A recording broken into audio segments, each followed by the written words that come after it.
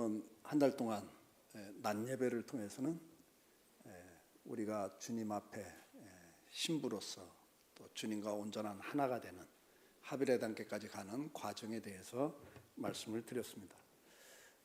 비잉이죠. 관계, 주님과의 관계 속에서 깊은 사랑의 교제를 나누는, 그리고 주님을 사랑하기 때문에 말과 생각과 삶의 태도가 주님을 닮아가는, 성화돼가는 성도의 길을 걷는 것, 그것이 저와 여러분에게 주신 첫 번째 존재 목적입니다. 사랑 속에 행복한 것이 존재 목적이라 그랬어요.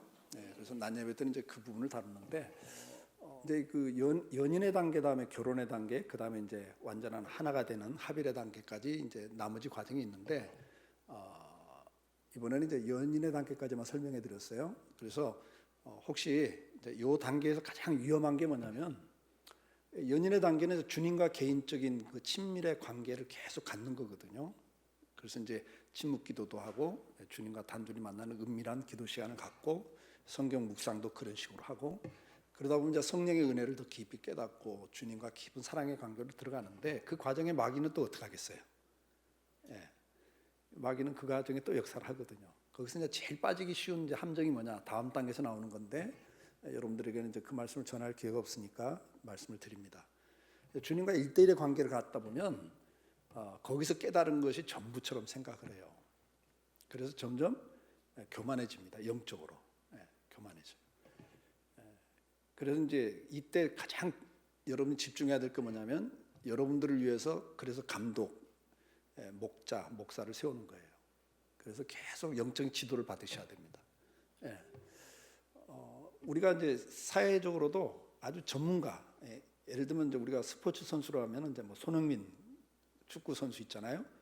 기술로는 최고의 탑이죠. 그래도 옆에 코치가 있어요, 항상. 그러니까 여러분들이 아무리 깊은 단계 가도 영적으로는 마귀를 이길 수가 없습니다. 그 마귀는 광명한 저사처럼 위장하고 들어와서 여러분을 유혹해서 넘어뜨리기 때문에 계속 옆에 코치가 있어줘야 돼요. 감독이 있어야 됩니다. 그래서 그 영적 교제를 나누는 과정에서도 계속 멘토링을 받으셔야 돼요. 깨닫는 은혜에 대해서도 이런 은혜를 받았는데 이게 사탄이 주는 은혜인지 성령이 주는 은혜인지 헷갈리거든요. 헷갈립니다.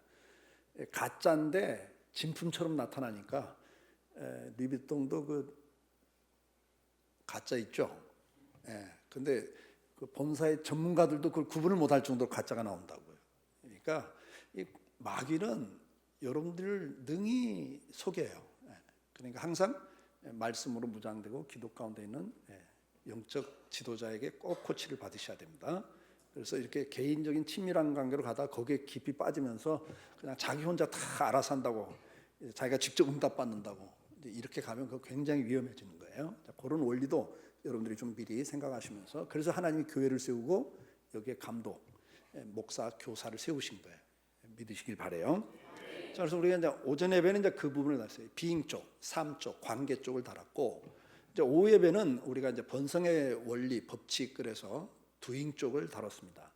오늘 본문 창세기 1장 28절 본문을 한번 좀 띄워주시고요. 자, 우리 본문에 보니까 하나님께서 복을 주시며 가라사대, 이게 이제 저와 여러분을 만드신 두 번째 목적이에요. 첫 번째 목적은 하나님과 사랑의 교제를 통해서 행복하라고. 근데 이제 두 번째 저와 여러분이 이 땅에 존재하는 목적이 뭐라고요? 하나님 만든 피조 세계를 하나님을 대신해서 관리하라고, 다스리라고. 믿으시면 아멘.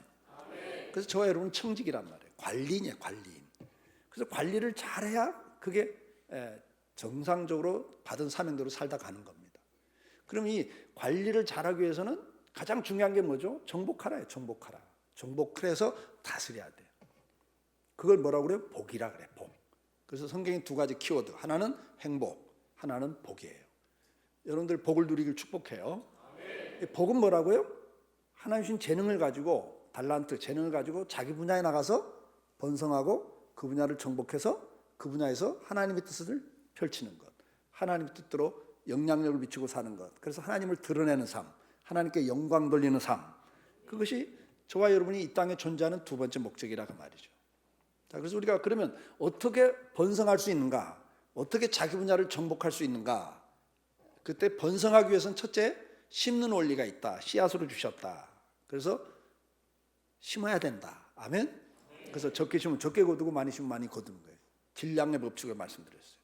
그래서 여러분들이 항상 씨앗과 먹을 양식을 구분해야 된다.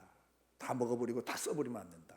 그래서 항상 계속 심는 삶을 살아야 된다 말씀을 드렸고, 두 번째, 이 관리를 잘해야 된다. 관리에서 제일 첫 번째 시간 관리를 잘해야 된다고 말씀을 드렸어요. 그래서 시간 관리는 하나님 주신 사명을 깨닫고 그 사명을 목표로 삼고, 그래서 계획을 세워야 되고, 그 다음에 그 사명 가운데 우선순위가 뭔지 우선순위를 가지고 그 계획표에 집어넣어서 우선순위로 삶을 살아가야 된다. 그 다음에 중요한 것은 지속성, 성실하게 지속을 끝까지 지속적으로 갈 때 시간 관리가 제대로 되는 거다. 이렇게 말씀을 드렸어요. 그리고 이제 지난주에는 재정 관리에 대해서 말씀을 드렸어요. 자, 재정 관리는 어떻게 하라고 그랬죠? 정당한 노동을 해라. 게으르지 말고 정당하게, 부당하게 일하지 말고 정당하게, 그리고 성실하게 일을 해라. 일단 첫 번째는. 그래서 일한 만큼 수입이 생길 때 어떻게 한다? 어떻게 하라고 그랬어요? 그냥 흥청망청 쓰는 게 아니라 절제를 해야 된다. 소비에 절제를 해야 된다. 이 자본주의는 문화가 소비 문화다. 거기 속아서는 안 된다. 절제를 해야 되고, 그 다음에 탕진하면 안 된다. 방탕하면 안 된다. 음란과 쾌락을 위해서 자기 만족을 위해서 돈을 써서는 안 된다. 그런 걸 절제를 해야 된다. 그 다음에 노동 다음에 절제. 그 다음에는 뭐죠? 절제된 것을 가지고 모아진 걸 저축을 해야 된다. 그 다음에 뭐 하란다고 그랬죠? 저축한 걸 그냥 은행에 넣으면 인플레이션 때문에 그냥 녹아나는 거예요. 여러분들 20년 전에 보험 들면서 은퇴할 때 좀 한 달에 100만 원 나옵니다. 근데 막상 은퇴할 때는 얼마 나와? 한 7, 80만 원 나오는데 20년 전에 7, 80만 원 화폐 가치하고 지금 어때요? 20%, 30%밖에 안 돼. 그게 그만큼 녹아나 버린 거예요. 그러니까 은행에 넣으면 그냥 손해 보는 거예요. 인플레이션 때문에. 그래서 투자를 하라 그래요. 성경은 그래서 저축만 하는 게 아니라 그 다음에 뭐 해라? 투자를 해라. 그래서 투자는 8군데로 분산을 해서 투자하고, 그 다음에는 관리를 잘해라. 아침 저녁으로 부지런히 살펴서 관리를 잘해라.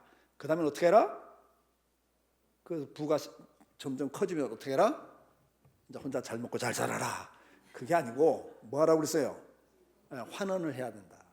사회 환원, 주님의 선한 사업을 위해서, 선교나 주님의 선한 사업을 위해서, 혹은 또 사회, 가난한 자들, 병든 자들, 그런 자들에게 환원을 해야 됩니다. 머리는 좋은데 돈 버는 재주가 없는 사람에게는 연구비를 대줘서 연구해서 좋은 의약품을 개발하고 좋은 발명품을 개발해서 많은 사람들에게 혜택을 줄 수 있도록, 그게 선한 사업이에요. 그런 걸 할 수 있는 여러분들이 되길 바라요. 그래서 이제 이 재정의 문제도 여러분들이 정말 공부를 많이 하셔야 돼요. 나는 자전거 타고 싶으면 타지는 분 손 들어봐요. 생각하면 되는 분 손 들어봐요. 세상에 하나도 없어요. 생각한다고 되지 않아요. 뭐든지 교육과 훈련, 반복적인 훈련을 통해서 해야 되는 거예요. 여러분들 걸음마 하나부터도, 식사하는 젓가락질 하나도, 자전거, 뭐 스키, 모든 것을 내가 지금 할 수 있다는 건 뭐예요? 이론적 교육과 반복적 훈련을 통해서 지금 하는 거라고요. 그러니까 투자도 공부를 하셔야 돼요. 유대인들이 초등학교 때부터 학원에 보낸다는 거 들으셨잖아요. 공부 안 하고는 되는 게 없어요. 그래서 부지런히 공부를 하셔야 돼요. 그 다음에 이제 이 부분에 있어서 한 가지 좀 여러분들이 생각해 보셔야 돼. 그럼 목사는 어떻게 하면 되죠? 목사도 이제 열심히 사례받아고 저축을 하고 투자를 해야 되죠. 어떻게 생각하세요? 박성일 목사님이 사례받아가지고 열심히 막 아껴가지고 저축을 하더니 막 1,000만 원짜리 적금 넣고 막 그러더니 나중에 투자를 한다, 어디다 투자한다 그러면 여러분들 어때요? 솔직히 말해봐. 은혜가 돼요? 좀 껄쩍지근해요? 아니, 성경적인 재정 관리인데 왜 껄쩍지근해? 그러니까 이런 원리를 아셔야 돼. 목사는 우리 헌법에 직업 선택의 자유가 있어요. 그러니까 목사도 직업 선택의 자유가 있는 사람이 대한민국 국민으로. 근데 목사가 이중직을 가져요, 안 가져요? 정말 어려운 개척교회는 투잡을 합니다만은 그렇지 않은 교회는 이중직을 갖지 않습니다. 총회가 허용하지 않습니다. 왜요? 목사는 말씀 전하는 일과 기도하는 일을 전념하는 직분이거든요. 그래서 여기만 전념하라는 거예요. 그러면 나중에 목사님의 노후나 생활은 어떻게 해야 돼요? 그러면 내가 해야 되잖아요. 내가 겨울을 준비해야 되잖아. 데스밸리를 준비해야 되잖아요. 근데 목사는 그거 하면 은혜가 안 되잖아요, 여러분들이. 그러니까 저도 우리 노회에서 어떤 목사님이 선배 목사님이에요. 건축을 하다가 과로해갖고 뇌출혈로 쓰러지셨어요. 60대 중반이었는데.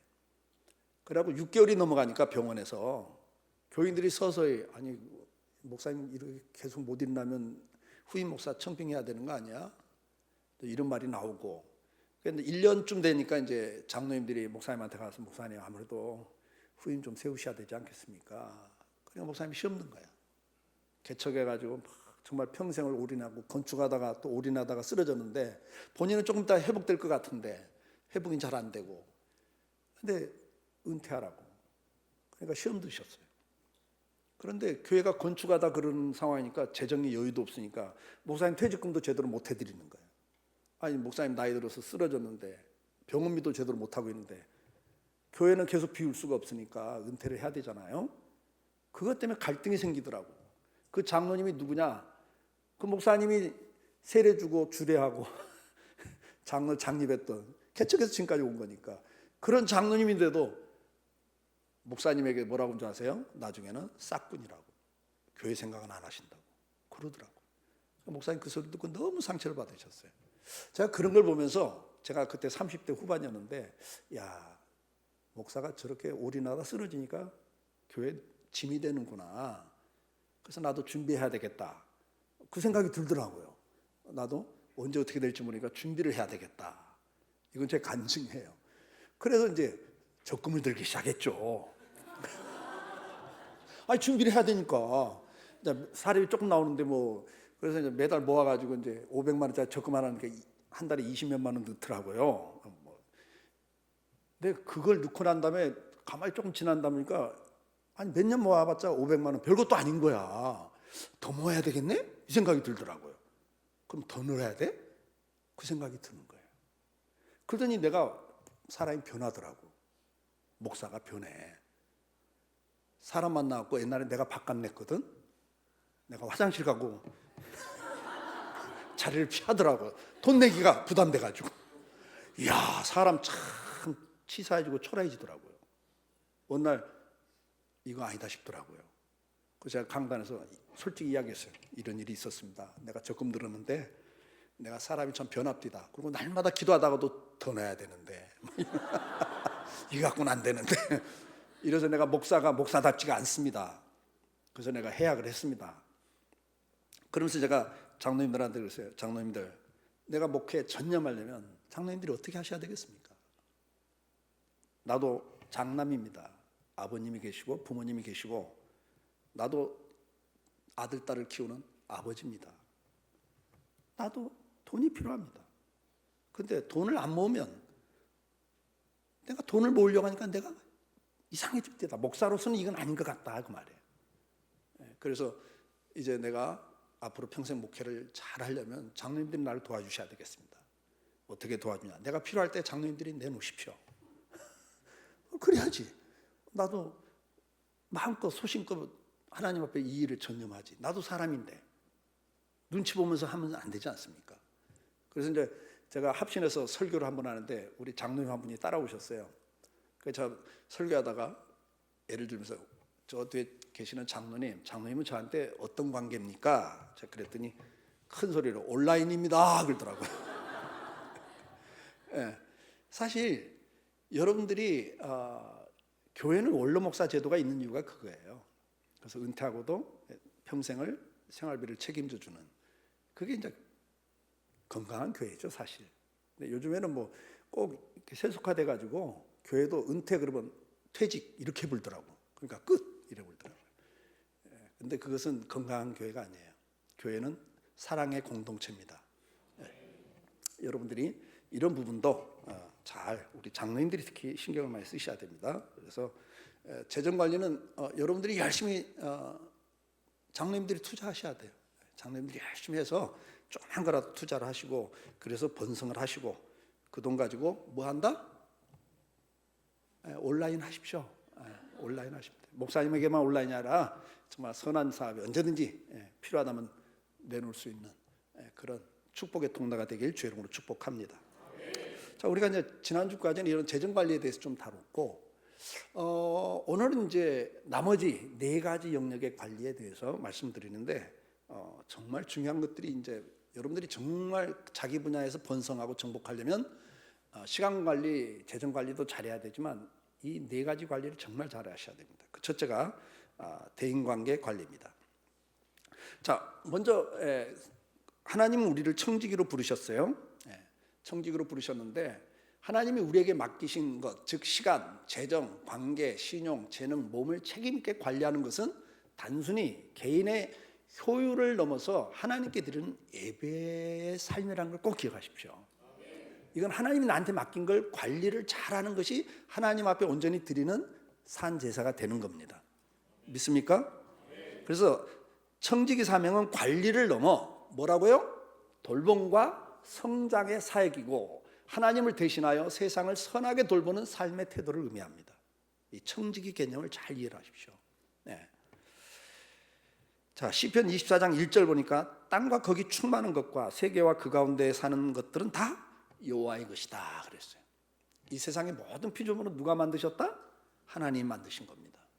하나님 만드신 거예요. 그리고 오늘 저와 여러분이 가지고 있는 이 모든 피조 물질, 이 세상은 다 하나님께 받은 겁니다. 위탁을 받은 거예요.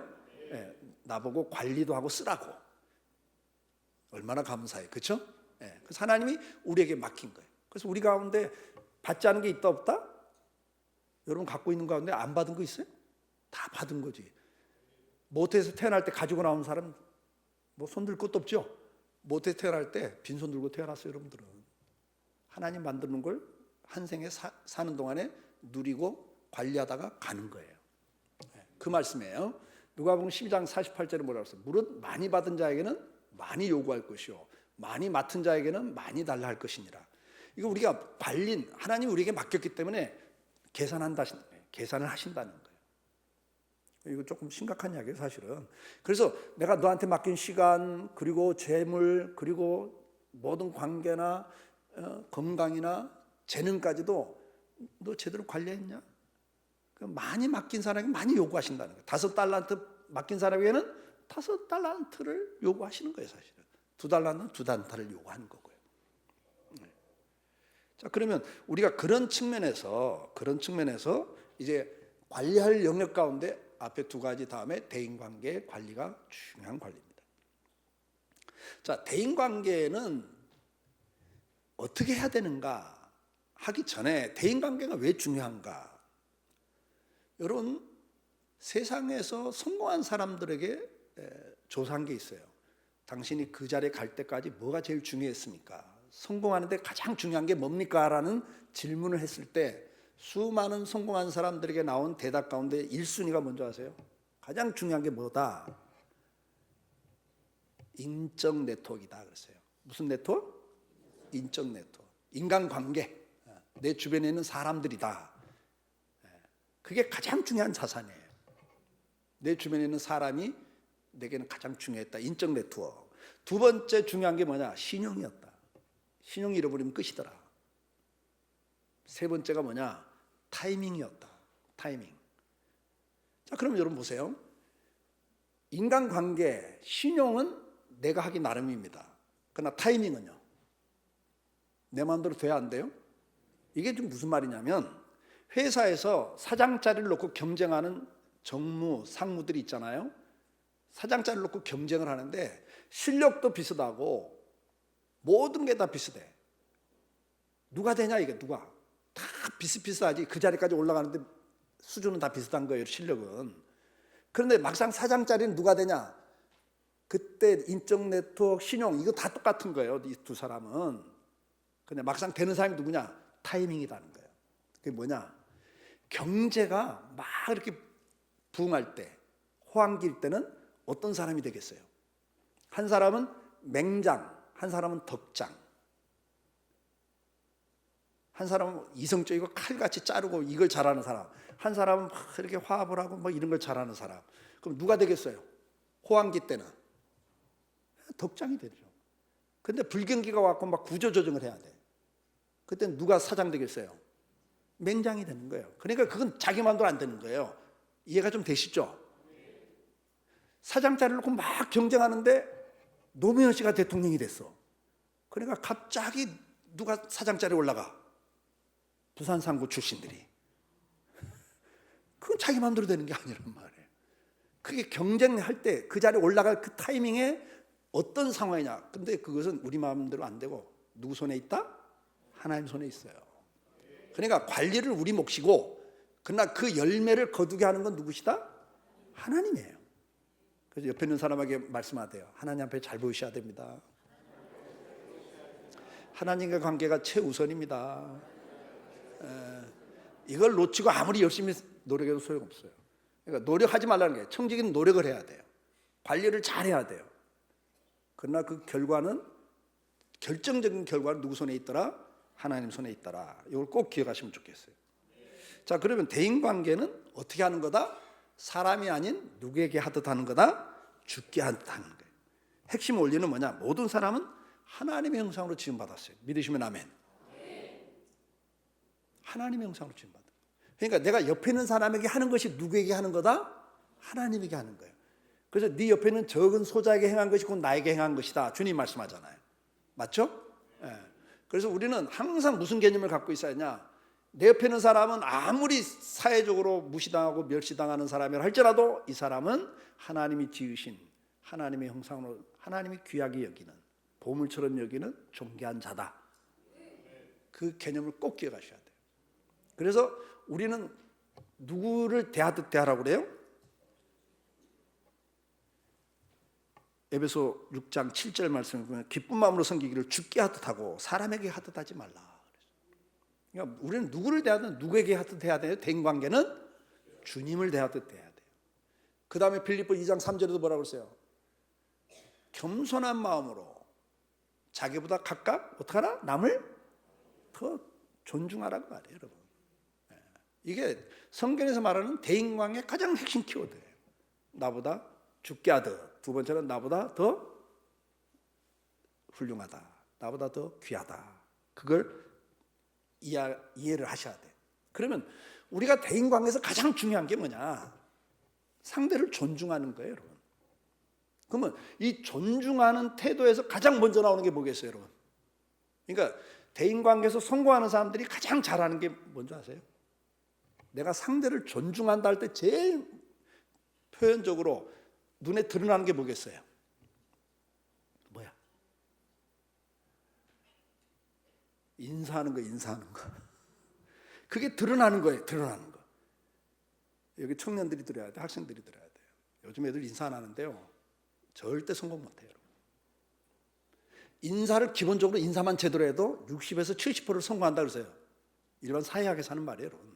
인사만 제대로 해도 그냥 보는 대로 인사만 해도 그 사람 몇 프로 성공한다고요? 60에서 70%가 성공한다 그랬어요. 이건 사회학에서 나오는 이야기예요. 인사는 뭐예요? 내가 상대를 존중하는 거거든요. 그럼 인사는 그 표현이기 때문에 어떻게 인사를 해야 돼요? 정중하게 해야 됩니다. 정중하게. 우리 장로님이 건축업을 하시는 장로님인데 그분이 한번 그런 이야기 하더라고요. 이태원동 서울의 그 부자 동네 거기에 이제 빌라를 하나 짓게 됐는데 감독을 하게 됐어요. 근데 한 번은 그러더라고요. 목사님, 졸부더라고요. 진짜 부자는요. 그 자식들 보니까 달라요. 그래요.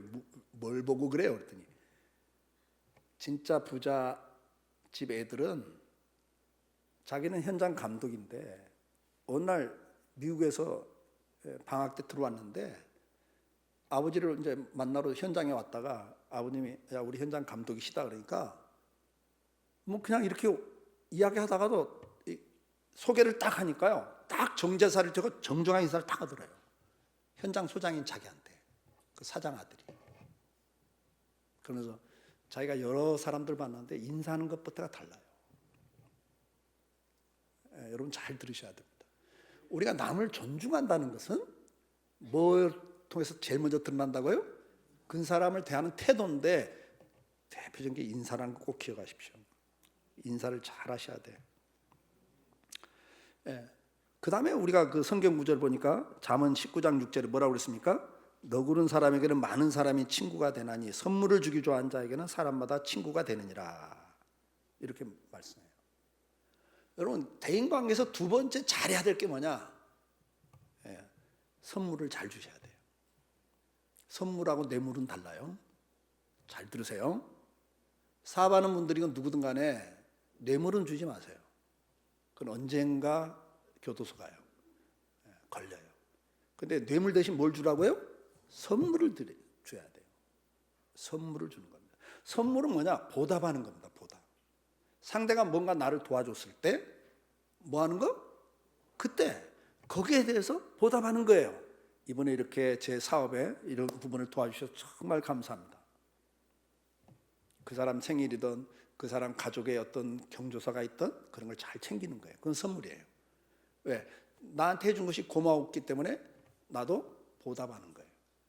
여러분 감사를 주님 앞에 드릴 때 감사를 주님 뭐라고 그래요? 보답이라고 해서 보답. 주님도 그걸 뭐라고 그래요? 네가 나한테 보답했다. 그러면서 내가 이걸 기뻐한다 그랬어요. 근데 뇌물은 내가 필요해서 어떤 도움을 청하기 위해서 주는 건 뇌물입니다. 그건 성경에서 금해요. 그러니까 이름은 비슷하죠? 뇌물 대신 뭘 하자? 선물을 잘 주십시오. 선물을 잘하는 자는 귀인 앞으로 인도한다 그랬어요. 그러니까 인맥이 넓어져 여러분. 네. 그래서 항상 여러분들이 감사를 잘 하시는 사람이에요. 감사. 우리 인간관계에서 정말 중요한 게 감사하는 겁니다. 그래서 앞에서 이제 먼저 인사하는 걸 이야기했지만 남을 인정해 주는 거 그것을 표현하는 것 중에 하나는 칭찬이에요. 칭찬. 그래서 상대편의 잘하는 것 장점을 인정해 주는 말이 칭찬이라고 그랬잖아요. 그래서 여러분 인사를 잘할 뿐만 아니라 칭찬을 잘 하셔야 돼요. 칭찬을 잘 하시는 게 인간관계를 성공하는 비결이에요. 만나면 무조건 그 사람 헛당 이야기하지 마요. 이야기하면 다 언젠가 돌아서 들어가. 근데 우리 어른들 속담이 있어. 몇천 년 동안 임상 결과 살아온 삶에서 터득한 게 있어. 원수는 꼭 어디서 만나더라? 알긴 다 아시네. 결정적일 때 그 사람 만나는 거예요, 여러분. 그러니까 인생이 꼬여버리는 거예요. 내가 정말 도움이 필요할 때 원수를 만나. 지금은 내가 갑이고 이 사람이 을이에요. 그래서 내가 함부로 했어. 존중하지 않고 죽게 하다 하고 내가 갑이니까 이 사람을 무시하고 함부로 했어요. 그런데 내 아들 때 가서 그 사람 아들이 갑이 되고 내 아들이 을이 될 수 있다고. 인생이 역전될 수 있는 거예요. 그때 우리 아들이 그 아들한테 도움을 청했는데 그 아들이 아버지한테 누가 좀 도와달라는데 어떻게 하면 좋아요? 할 때 여러분 옛날에 그 사람한테 그 아버지한테 당했던 사람 같으면 뭐라고 했어요? 야, 그 사람 잘 봐가면서 도와줘라. 그럴 거 아니에요? 그래서 결정적인 도움을 못 받아 우리 인생이 꼬여버린단 말이에요. 언제 어떻게 만날? 그걸 우리 조상들이 오랜 세월 임상 결과 원수는 어디서 만나더라? 외나무대에서 만난다는 거예요. 결정적일 때 만나서 타격을 받는다 그 말이죠. 그러니까 여러분 평소에 잘 하셔야 돼. 인사만 잘하는 게 아니라 뭘 잘하자? 칭찬을 잘하고 두 번째는 뭘 잘하자? 감사를 잘하자. 선물을 잘하자. 그 다음에 로마서 12장 10절 형제를 사랑하여 서로 우애하고 존경하기를 서로 먼저 하며. 여러분 그건 첫 번째 거에 해당돼요. 골로새 3장 13절 누가 누구에게 불만이 있거든 서로 용납하여 피차 용서하되 주께서 너희를 용서하신 같이 너희도 그리하고. 인간관계에서 세 번째 중요한 게 뭐냐? 첫 번째는 존중하는 것, 두 번째는 보답하는 것, 세 번째는 뭐예요? 용납하는 거예요. 수용하는 거. 여러분 그릇을 키우셔야 돼. 이래서 안 만나고 저래서 안 사귀고 이래서 띄워놓고 저래서 띄워놓고 나중에 사람이 없잖아요 주변에. 그러니까 여러분 인간관계는 언제 어떻게 될지 몰라요. 언제 어떻게 만날지 모르고 언제 어떻게 그 사람을 도움받을지 몰라. 근데 그 말 한마디에 그냥 중요한 투자가 끊길 수 있고. 이해가 되죠? 그래서 여러분들이 그냥 부정적인 말 안 해도 그냥 인생 막힐 수가 많습니다. 이 사람 좀 도와주면 어떻게 생각해? 도와줘야 되는데 어떻게 생각해? 도와달라는데 어떻게 생각해? 그럴 때 그 사람 도와주지 마 이렇게 말 안 해요. 잘 생각해보고 해. 그 한마디면 끝나는 거예요. 저한테도 가끔 전화가 와요. 우리 부목사 하다가 어디 후임 자리 청빙 가려면 그쪽에 목사님이나 장로님들이 전화한다니까. 그게 부목사로 있었다는데 이분 어떻게 생각하세요? 이분 어때요? 물어보지 왜 안 물어봐? 그때 내가 뭐라고 그러겠어요?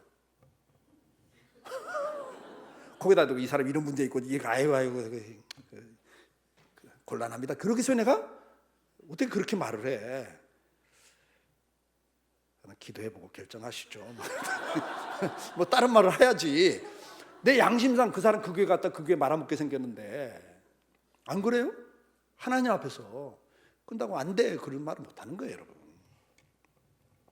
그러니까 참 이런 거예요. 평소에 잘하셔야 돼요. 평소에.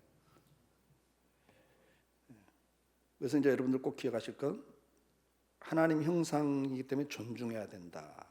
그 다음에 이제 거기 두 번째 중요한 말이 있어요. 관계의 궁극적 목적은 사랑이다. 관계는 내가 무엇을 얻기 위한 수단이 아니라 하나님의 사랑을 흘려보내는 통로다. 이거 굉장히 중요한 말이에요. 우리 기독교인들이 인간관계 할 때 내 목적을 위해서 하는 게 아닙니다. 하나님의 형상이니까 존중하는 거고 그 다음에 이 사람에게 하는 것이 하나님의 사랑을 흘려보내는 통로다. 그래서 겸손, 존중, 배려, 용서는 이 사랑을 실천하는 구체적인 모습이다. 꼭 기억하시면 좋겠어요. 그리고 항상 하나님 앞에서 자세를 가지셔야 됩니다.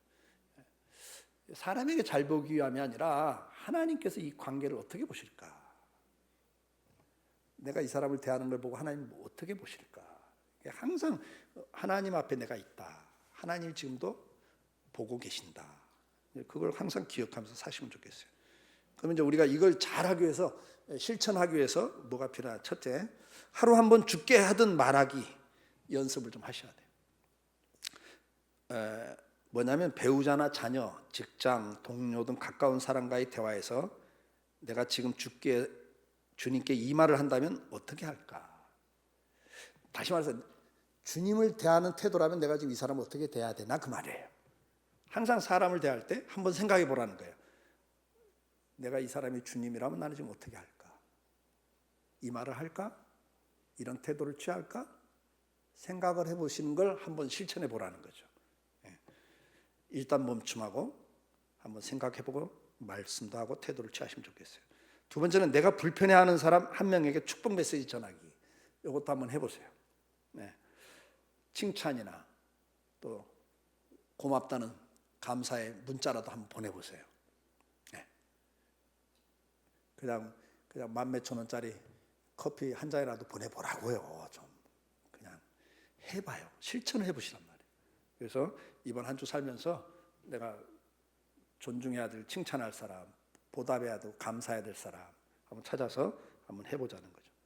그 다음에 자기보다 남을 낮게 여기는 말 습관을 점검해야 돼요. 여기는 뭐 이제 원래는 뭐냐, 녹음을 해서 요즘에 휴대폰에 녹음 기능이 다 있잖아요. 그래서 내가 평소에 말할 때, 대화할 때 녹음을 하고 한번 들어보라는 거예요. 자기는 의식을 못해. 자기는 의식 못합니다. 그런데 자기 말투 속에 남을 이렇게 비하하고 약간 무시하고 자기 잘난 척하는 말들이 있다 없다? 있습니다, 여러분. 그래서 대화할 때 그냥 녹음했다가 한번 들어보라는 거예요. 이런 것도 실제로 한번 해보시면 좋겠어요. 아니면은 정말 가까운 사이에는 평소에 내가 당신하고 대화할 때 좀 상처 준 말들이 혹시 있었냐? 내가 모르고 했던 말이기 때문에 알고 싶다. 이렇게 피드백을 받을 필요도 있다. 이 비판적인 어도, 교만한 어투나 태도는 없는지 이런 것도 여러분들이 꼭 체크를 해보실 필요가 있습니다. 자, 두 번째, 이제 대인관계 다음으로 중요한 게 신용관리예요. 자, 앞에서 성공하는 사람들에게 조사할 때 가장 중요한 게 뭐였다?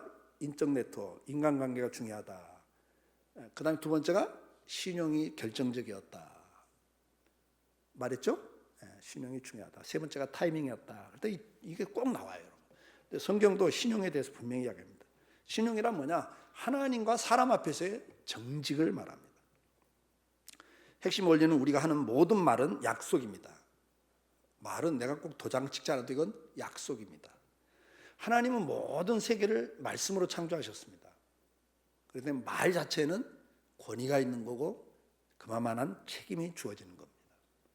그래서 여러분들이 우리가 말로 기도합니다. 근데 하나님 그 기도를 들으시고 응답하시죠. 말은 그만큼 무게감이 있는 거예요. 자, 그러면 우리가 성실함이란 뭐냐? 이게 신자의 영적 신용 등급입니다. 신용, 정직은. 여러분, 우리가 세상에서는 신용 등급이라는 게 있어요. 여러분 신용 등급 다 있죠? 예, 금융권에 신용 등급이 있습니다. 그래서 대출도 그 신용 등급에 따라서 줍니다. 근데 우리가 하나님과 사람 앞에도 등급이 있어요. 신용 등급이 있어요. 그게 뭐냐? 이 성실, 정직입니다. 그래서 진정성을 통해서 하나님은 여러분을 등급을 주십니다. 그러니까 여러분, 하나님 절대 여러분에게 속는다 안 속는다? 안 속아. 사람은 속는다 안 속는다? 속을 수는 있어. 그러나 사람도 잘 안 속아요. 다 알고 있습니다, 여러분. 그래서 평소에 성실하게 정직하게 하는 사람들은 언젠가 그 열매를 거둡니다. 자, 민수기 30장 2절에 사람이 여호와께 서원하였거나 마음을 제어하기를 서약하였거든 파약하지 말고 그 입에서 나온 대로 다 행할 것이니라. 여러분, 말한 대로 행하라는 게 주님의 말씀입니다. 여러분, 하나님 앞에 무슨 서원을 냈으면 그때요 그냥 그거 순간적인 생각으로 했어요. 그러면 안 돼요. 하나님 그걸 다 기억하고 계세요. 신명기 23장 20절에 내 하나님 여호와께 서원하였거든 갚기를 더디하지 말라. 내 하나님 여호와께서 반드시 내게 요구하시리니 더디면 그것이 내게 죄가 될 것이니라. 서원해놓고 빨리 안 하는 거, 미루고 있는 것도 죄라는 거예요. 죄, 불순종이라는 거예요. 여러분, 이거 참 중요한 이야기입니다. 저는 목회하면서 이런 걸 가끔 봅니다. 가끔 봐요. 우리 장로님들 가운데 정말 복을 못 받는 장로님들이 있어요. 장로님인데 참 복을 못 받아. 마음이 아파요. 마음이 아픈데 내가 가만히 이렇게 이제 기도하고 축복을 구하고 이렇게 보면 이유가 있어요. 이유가 복을 못 받는 이유가 있더라고요. 우리 장로님 한 분은 막 은혜를 받더니 자기 땅 몇백 평을 저는 이제 앞으로 선교회를 만들어서 교회가 부흥할 때는 선교를 마음껏 하지만 교회가 부흥이 이렇게 쇠락할 때가 되면 선교를 못합니다. 영국 교회가 그랬고 미국 교회가 그랬습니다.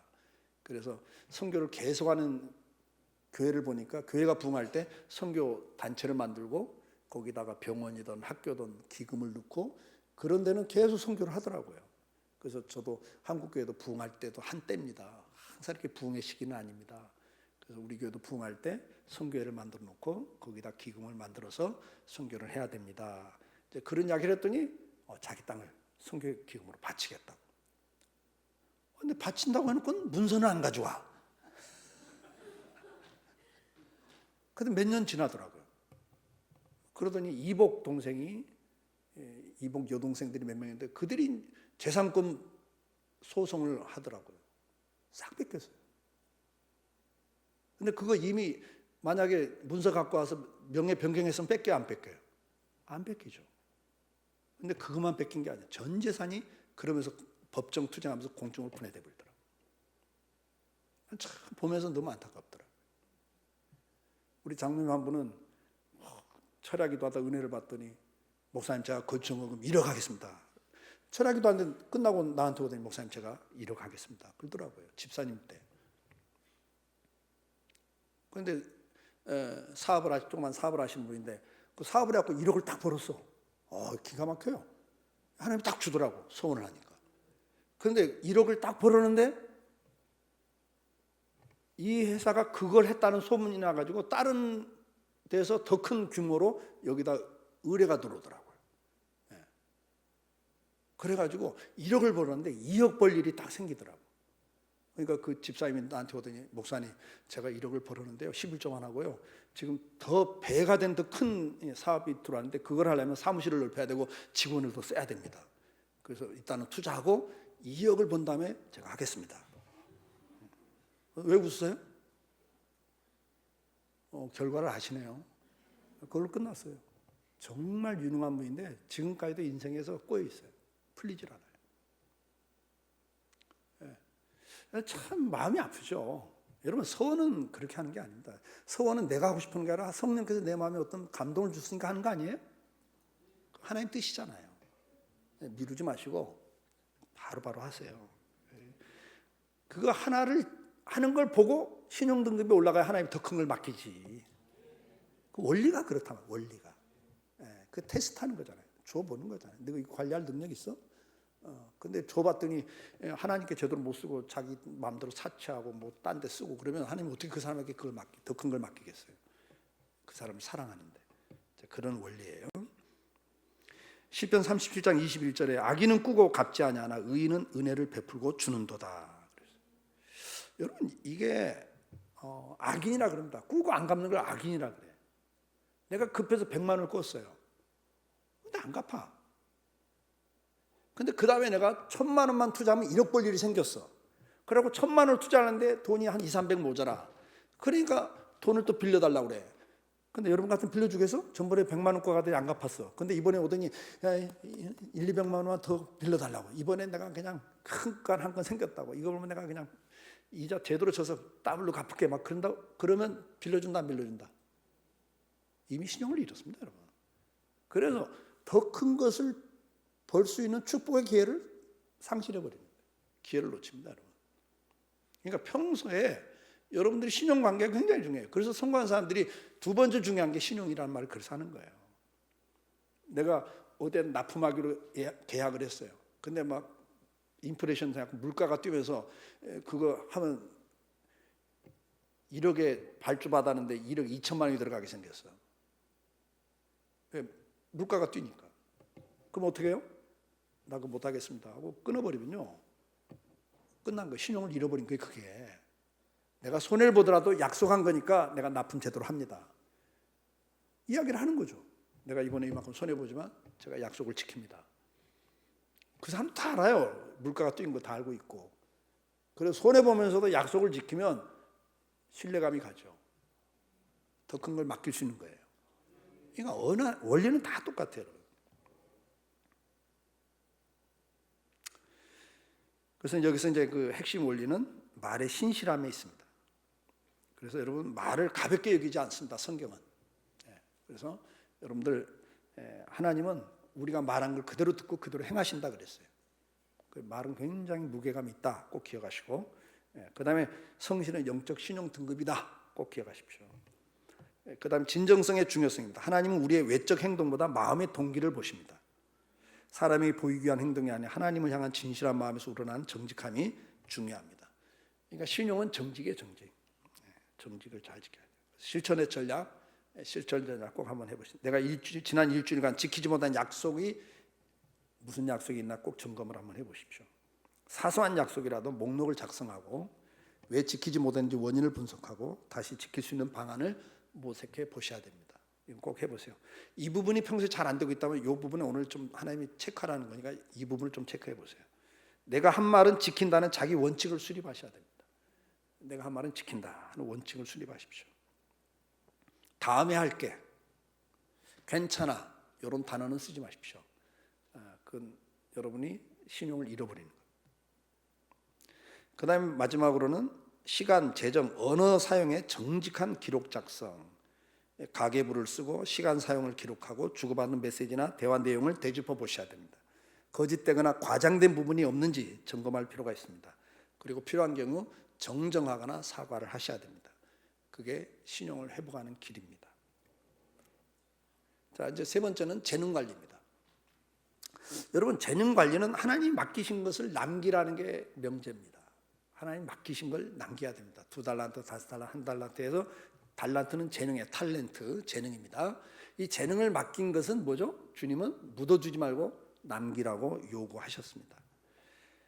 핵심 원리 한번 같이 읽어봅니다. 하나님은 각 사람에게 공정하게 그리고 맞춤형으로 재능을 주셨습니다. 중요한 것은 다른 사람과의 비교가 아니라 맡겨진 재능에 대한 책임입니다. 날마다 옆에 있는 사람과 비교하지 마세요. 머리는 예수 그리스도고 우리는 그 몸에 붙어있는 지체라. 에베소에서는 그렇게 묘사를 한 비유를 합니다. 그는 머리 대신 예수님에게 우리는 붙어있는 지체인데, 예를 들어서 어떤 장로님은 엄지손가락 역할이에요. 그런데 어떤 장로님은 새끼손가락 역할이에요. 어떤 장로님은 새끼발가락 역할이야. 그런데 비교하면 된다 안 된다? 비교하면 이상하잖아요. 하나님, 나는 같은 장로인데 내가 왜 나는 이렇게 날마다 이렇게 찌그러져 한쪽에 처박혀 있어야 돼요? 새끼 발가락이 그렇게 말하면 돼요? 아니죠. 기능과 역할이 다른 거예요. 새끼 발가락 없으면 균형 못 잡잖아요.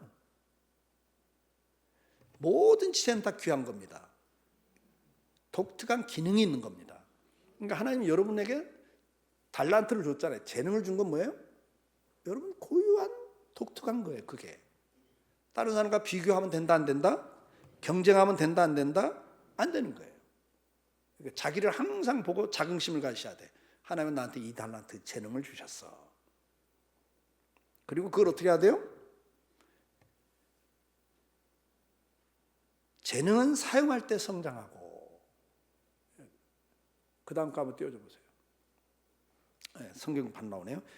재능은요, 사용할 때 성장을 합니다. 땅에 묻어놓으면 녹슬고, 사용하면 성장하면서 열매를 맺습니다. 은사는 선천적인 것이기 때문에 확인을 하셔야 돼요. 하나님 나한테 어떤 재능을 줬는가. 요즘에는 학교에서 적성검사라는 걸 다 합니다, 여러분. 그걸 보면 여러분 자녀들의 재능이 뭔가 다 나와요.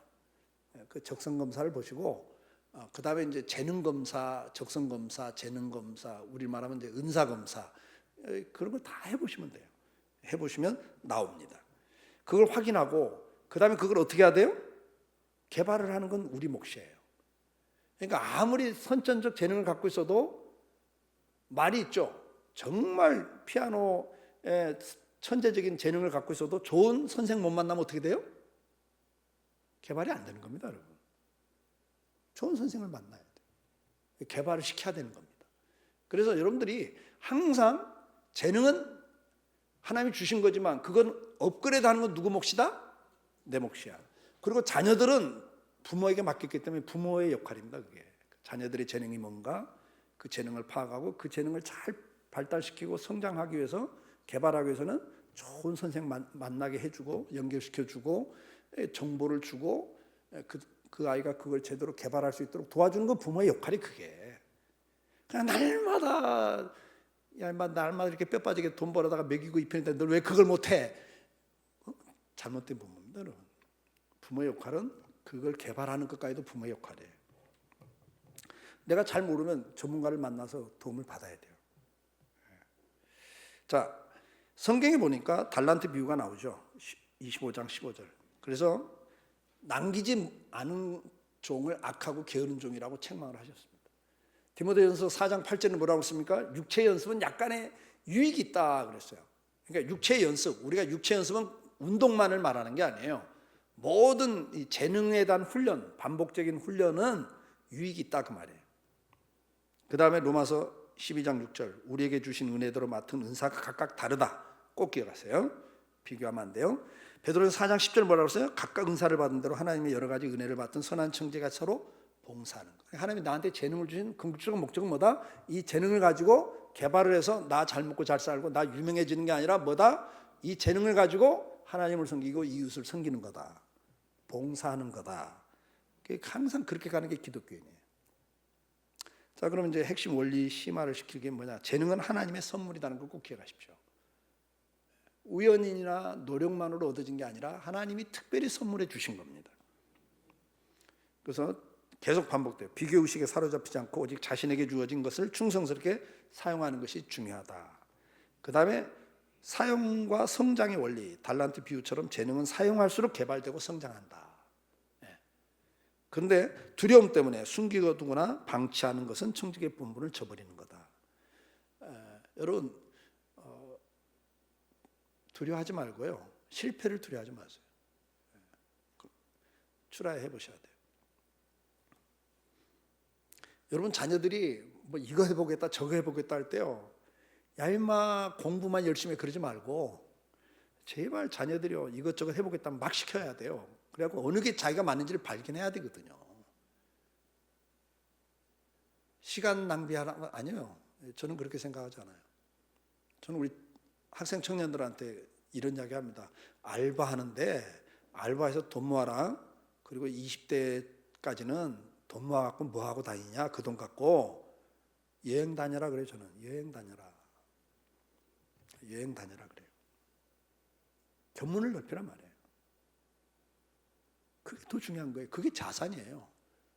여러분 자녀들 여행 좀 많이 시키셔야 돼요. 견문을 넓혀줘야 됩니다. 우물안에 개구리 만들어서는 재능도 개발이 제대로 안 됩니다. 요즘 100세 시대 아닙니까? 여러분 자녀들은 120세 시대입니다. 이제 20대면 이제 6분의 1 이제 온 건데 뭐 이렇게 조급해요?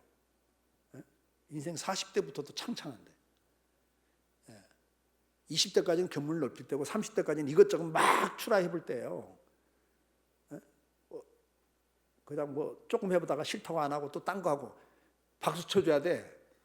그래 또 딴 거 한번 해봐. 30대는 그래도 괜찮아. 뭐 아직 뭐 가정도 없고 책임도 안 질 텐데 뭐 어때? 저는 우리 아들한테 그러세요. 하고 싶은 거 해. 내가 현직 있을 때까지 밀어줄게. 내가 스폰서 해줄게. 그러세요. 내가 70에 은퇴하는 난 65세 은퇴했으니까 그때 우리 아들이 40이 되더라고요. 40이 조금 안 되죠. 내가 그랬어요. 너 40까지 내가 서포트 해줄게. 한번 하고 싶은 거 해봐. 그랬어요.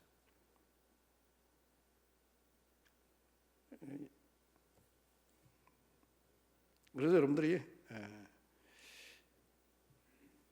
계속 부딪혀 봐야 됩니다. 그래서 은사와 훈련, 하나님께서 주신 선천적 은사는 발견하고 인정해야 되고 또한 후천적으로 습득할 수 있는 기술과 능력은 끊임없이 훈련을 통해 개발해야 된다. 이 모든 과정은 하나님의 영광을 위한 순종의 행위다. 그래서 여러분들이 후천적 재능이 있습니다. 대표적인 게 언어. 그래서 내가 언어 같은 후천적 재능으로 내가 열심히 언어 훈련을 하면 그건 재능이 돼요. 기술, 그것도 내가 열심히 훈련하면 기술을 익힐 수 있죠. 이것이 많을수록 인생이 더 기회의 폭이 넓어지는 겁니다. 그래서 다양한 것을 내가 얼마만큼 연습하냐에 따라서 내 인생이 달라지는 거예요. 자, 실천 전략. 나의 5달란트는 무엇인가? 리스트 작성하기. 내가 잘하는 것, 즐거워하는 것, 남에게 유익을 줄 수 있는 것 등을 구체적으로 적어봅니다. 하나님 주신 재능은 밤을 새면서 해도 그게 에너지가 생겨요. 오히려 그걸 잘 보시면 돼요. 물론 학생 때는 게임은 밤을 새면서 하지. 근데 그건 게임으로 나갈 애가 있어요. 그건 해주면 나머지는 아닌 경우가 많은데 그것까지 막 밤새면서 즐거운 것이 재능이다. 그건 아니에요. 그때는 그게 아주 뭐 재밌는 거니까. 그러나 대부분은 하나님 주신 재능은 그것을 할 때 내가 에너지가 생겨요. 오히려 밤을 새도 힘이 생겨요. 그런 게 뭔가 여러분 스스로가 한번 적어보란 말이에요. 분야별로 자기 개발 시간표 만들기. 나의 재능을 개발하기 위한 구체적인 계획을 세우고 실천한다. 외국어 학습이라든지 이런 다양한 특정 기술을 습득하는 거라든지. 여러분들은 앞으로 지금 나이에서 앞으로 뭘 할 때 하나님이 더 나를 기쁘게 쓰실까? 하나님 나한테 무슨 삶을 원하고 어떤 일을 원하시는가를 물으셔야 됩니다.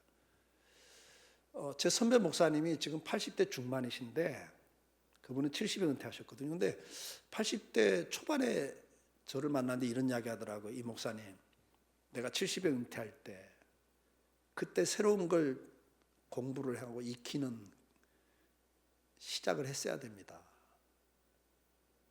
내가 이렇게 80대 중반까지 이렇게 살 거는 생각도 못했고 지금 와서 보니까 이제 몸에 병이 들기 시작하니까 이제는 새롭게 뭘 시작할 엄두가 안 난다는 거예요. 지난 15년이 너무 낭비된 것 같아 후회가 됩니다. 그러시더라고요. 여러분 100세 시대입니다. 여기 계신 분들은 100세 시대. 제가 만나는 목사님들, 저는 목사님들 주로 만나니까 이제 60대 중반 목사님들 이런 이야기해요. 70 은퇴할 때까지 어떻게 잘 이렇게 감당하다 은퇴를 할까? 그런 말씀들 저한테 해요. 그럼 제가 그러죠. 목사님 목회 몇 년 하셨습니까? 60대 중반이면 40부터 목회 시작했다 하더라도 25년 했잖아요. 길어야 30년입니다. 25년, 30년 했습니다. 그러면 제가 그러죠. 목사님 90세까지는 기본적으로 95세까지 살고 90세까지는 활동할 수 있는데 70 은퇴도 20년, 지금부터는 25년 남았는데 지금 25년 사역하셨으면 이제 하프타임 오셨네. 그래요. 이제 은퇴가 몇 년 안 남았다 그래서 은퇴가 꼬린 지점이라고 생각하고 사는 분들이 있어요. 목사님들도. 저는죠. 우리가 생명 붙어 있을 때까지 사명이 있는 건데. 아멘? 저는 그걸 믿어요. 난 생명 붙어 있을 때까지 하나님 사명이 있어 이 땅에 나를 남겨놓는 거라고. 뭔가를 주님 앞에 사명 감당하다 가야죠. 그게 뭘까? 항상 물어야죠. 그게 뭘까? 그리고 그걸 준비하고 살아야죠. 준비를 해야죠. 그냥 됩니까? 준비 안 하고. 그래서 이런 시간 계획표를 만들고 내가 지금부터 좀 또 배울 거 뭔가. 저도 지금 훈련하는 게 있어요. 내가 계속 배우고 훈련하셔야 됩니다. 나이가 몇 살이든 간에 우리 마지막 숨 넘어갈 때까지도 주님 앞에서 최선을 다해 살다 가야 됩니다. 그다음 마지막 월 1회 재능 나눔 봉사 실천. 하나님 주신 재능은 봉사라고 준 거기 때문에 나의 재능을 교회나 지역사회 타인을 위해 사용해야 됩니다. 다양한 걸 여러분이 도울 수 있는 게 너무 많아. 너무 많아요. 꼭 하시길 바래요. 자, 마지막으로 이제 건강 관리. 뭐 이건 강의 안 해도 되죠? 너무 뭐 알아서도 잘하잖아요, 요즘. 건강 요즘 아주 뭐 너무나 잘하고 계시는데. 근데 여러분 건강은 뭐다? 한번 띄워주세요. 건강 관리는 뭐다? 성전을 돌보는 청직이다. 기억하셔야 돼요. 장수 시대인데 오래 사는데 요양 가서 안 살고 건강하게 살다 가야지. 그래서 운동, 건강 관리 그런 측면이 아니에요. 우리는 그건 세상 사람들이고 우리는 뭐다? 이 몸은 성전이다. 아멘. 성령이 거하시는 거룩한 성전이다. 그래서 우리는 성전을 관리를 잘해야 되는 사명이 있는 거예요. 자, 그래서 핵심 원리는 우리 몸은 우리의 임의로 사용할 수 있는 것이 아니라 하나님이 거하시는 성전이다. 몸을 무시하거나 방임하는 것은 단순한 자기 관리를 넘어 신앙적 무책임이다. 그 다음에는 우리는 절제를 통해서 훈련을 해야, 절제 훈련을 해야 되는데, 그래서 여러분들이 건강 관리를 위해서는 절제를 잘해야 됩니다. 자, 절제에서 식사, 수면, 성생활, 감정 관리까지 다 포함이 됩니다. 이 절제에는. 왜냐하면 이 감정 관리가 건강에 가장 큰 영향을 미쳐요. 이 스트레스가 현대인의 질병의 85% 질병의 원인이다 그래요. 스트레스가. 나머지 15%가 유전 아니면 관리를 못해서 오는 병이고, 스트레스가 그만큼 타격을 줍니다. 그러니까 이 감정 관리를 잘 하셔야 돼요. 우리는. 그래서 영적 사역은 건강한 몸을 위해 세워지며 연약함 가운데 하나님의 능력을 드러나기도 하지만 그것은 우리가 몸 관리를 하지 않는 것에 대한 변명이 될 수는 없다. 자, 성경을 보면 고린도전서 6장 19절 20절. 성경을 보니까 고린도전서 6장 19절 20절 보니까 우리는 성령이 거하시는 성전이다. 하나님이 피로 값주고 사신 성전이다 그랬어요. 그렇기 때문에 어떻게 하라고 그랬어요? 누구든지 언제나 자기 육체를 미워하지 않고 오직 양육하며 보호하기를 그리스도께서 교회 안과 같다. 여러분 육체를 미워하고 학대하면 안 되죠. 우리는 어떻게 해요? 보호하고 양육하잖아요. 보호하기 위해서 또 잘 건강관리하기 위해서 얼마나 식생활, 먹거리 신경 씁니까? 그 다음에 또 건강관리를 위해서 우리가 제일 많이 신경 쓰는 게 먹거리, 그 다음에 운동, 그렇죠? 그 다음에 마인드 컨트롤, 다양한 건강관리를 여러분들이 하고 계시는 거예요. 근데 성경은 이미 그걸 이야기하고 있다 그 말이죠. 잠언 5장 9절로 11절에 보니까 절제를 이야기해요. 이 술이나 기름진 음식 탐하는 것, 그 다음에 성적인 욕구를 탐하는 것, 음란. 그러니까 술 마시기를 즐거워하고 음란을 좋아하고 그 다음에 기름진 음식을 탐하는 자들은 어떻게 된다고 그랬어요? 명예, 존영을 빼앗긴다. 존영을 뺏긴다. 그것 때문에 명예를 잃어버려요. 우리 주변에 보면 지도자들 가운데 사회 지도자들, 교계 지도자들 가운데 이 음란 문제, 음행 문제나 그 다음에 술 먹다가 실수하는 문제 이런 거 때문에 얼마나 그 명예를 잃어버린 것들을 봅니까? 그 다음에 내 수완이 잔인한 자에게 돌아가지 않게 할지다. 그러니까 수명도 짧아진다. 내 몸이 마지막에 쇠약해질 때 네가 한탄하게 될까 하노라. 그러니까 우리가 부절제로 인한 건강 상실을 성경은 경고하고 있습니다. 꼭 기억하셔야 됩니다. 그래서 우리가 항상 이제 이 건강 관리도 앞에서 말씀드린 것처럼 육체 연습은 약간의 유익이 있다. 디모데전서에 말씀했는데 여러분들 이 연습 가운데 운동도 들어가는 거예요. 그래서 운동도 유익이 있습니다. 그걸 하셔야 됩니다. 자, 핵심 원리로 좀 가보겠습니다. 졸림 시간이죠? 졸림 시간인데 잘 오셨어요. 이제 마지막에 핵심 원리. 몸은 성령의 전이다는 거 꼭 기억하셔야 된다 그 말이에요. 우리의 몸은 하나님의 영이 거하시는 거룩한 성전입니다. 따라서 몸을 함부로 대하거나 해롭게 하는 것은 하나님을 향한 죄가 될 수 있습니다. 그 다음에 이제 두 번째는 이 건강에 대한 첫째 그 목적은 이게 성전이기 때문에 우리가 잘 관리해야 된다. 두 번째는 잘 관리하는 것 중에 제일 중요한 게 절제다 그 말이에요. 이해가 되죠? 절제를 잘 해야 된다. 그래서 뭐든지 절제를 하셔야 돼요. 그래서 수면, 감정, 스트레스 관리, 미디어 사용, 성적인 영역까지 전반적으로 여러분들이 절제를 잘 하셔야 됩니다. 그 다음에는 이 건강과 영적 사역과 연관성이 있다는 걸 꼭 기억하셔야 돼요. 건강한 몸은 하나님의 사역을 감당하는 데 필수적인 도구입니다. 여러분 예를 들어서 막 배탈 나고 막 설사하면 찬양단에 설 수 있어요, 없어요? 그럼 쏟아지는데 어떻게 서? 그러니까 건강하고 여러분들 영적인 삶과 아주 긴밀한 관계가 있어요. 막 피곤해서 막 그런데 어떻게 기도가 집중됩니까? 사도들도 예수님 이제 마지막 잡히시기 전날 밤인데도 심각한 시간인데도 어떻게 해요? 피곤하니까 졸고 있잖아요. 방법이 없어요, 여러분. 우리 육체에 이 한계를 갖고 있기 때문에 영향을 받는다는 거 꼭 기억하셔야 돼요. 몸을 돌보는 것은 하나님을 신뢰하고 그분의 뜻에 순종하는 것이다. 꼭 기억하십시오. 그럼 실천 전략 어떻게 해야 되냐?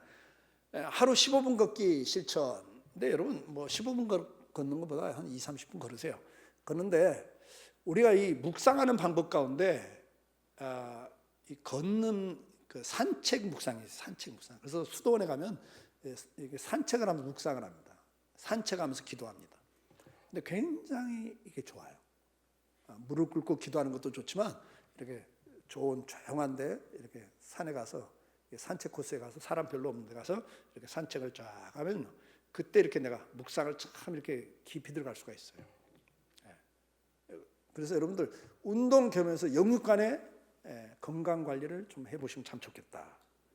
산책을 하면서 묵상, 기도, 그게 같이 할 수 있는 겁니다. 그 다음에 이제 미디어 사용, 절제 쪽에는 미디어 사용, 과식, 특별히 내가 좀 절제해야 될 영역이 뭔가 꼭 체크를 하십시오. 건강 관리를 해서 절제할 게 뭔가. 요즘엔 미디어 사용이 굉장히 많은 것 같아요. 건강 굉장히 해롭잖아요. 전자파에 노출돼 있고, 그리고 이 미디어를 보다 보면 뇌가 사실은 망가집니다. 단순한 걸 자꾸 보면 망가져요. 그리고 자극적인 걸 자꾸 보면요, 이 뇌가 또 그렇게 망가지게 돼 있습니다. 그래서 여러분들 이건 좀 절제가 필요한 부분이라 생각이 돼요. 그래서 특히 취침 1시간 전에 스마트폰 사용 중단, 저녁 식사 후 야식 금지. 이거 좀 캥기는 사람 있죠? 항상 내일부터 하지 그러세요. 근데 그러지 마시고 절제가 필요한 거예요. 우리가 하나님의 몸이니까 절제를 해야 됩니다. 그 다음에 이제 건강을 위한 말씀 묵상. 앞에서 나온 말씀들, 성전이라고 하는 것, 하나님 나를 지으셨다고 하는 것, 그런 것들에 대해서 여러분들이 묵상을 계속 하시기 바랍니다. 이제 마지막으로 이제 청지기 선언문, 이건 좀 같이 읽으면 돼요. 시작. 나는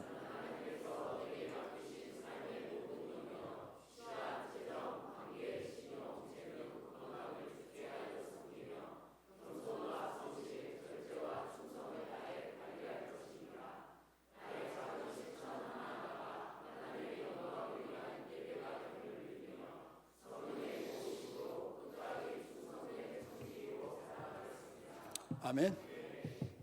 방송실에 PPT가 있으니까 요거 좀 프린트 해달라고 그래갖고 붙여놓고, 아니면 여러분 스마트폰에 저거 딱 넣어놓고 매일 한 번씩 들여다보시면서 선언을 하십시오.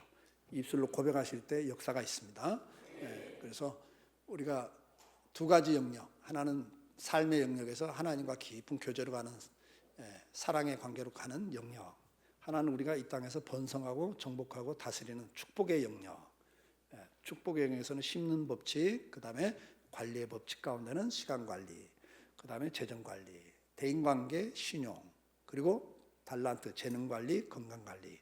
6개 영역. 이건 제가 나름대로 성경에서 뽑아본 거예요. 더 많은 영역이 또 있을 겁니다. 그러나 제가 그냥 정리한 건 여기까지입니다. 여러분들이 꼭 참고하시고 또 이번에 관리 영역에서 나에게 특별히 좀 약한 부분이 어떤 부분인가 체크가 된 부분이 있었죠. 그거 다시 한번 이 방송실에 성경 구절고 다 있으니까 그 파트 좀 프린트 해달라고 그래가지고 보세요. 보시면서 날마다 좀 한번 순종이 제사보다 낫습니다. 여러분 10번 예배 드리는 것도 중요하지만 한 번 순종하는 게 훨씬 커요. 그래서 듣고 깨달은 걸 순종하심으로 청지기로서 복을 누리고 사는 축복된 통로가 되길 주의 이름으로 축복합니다.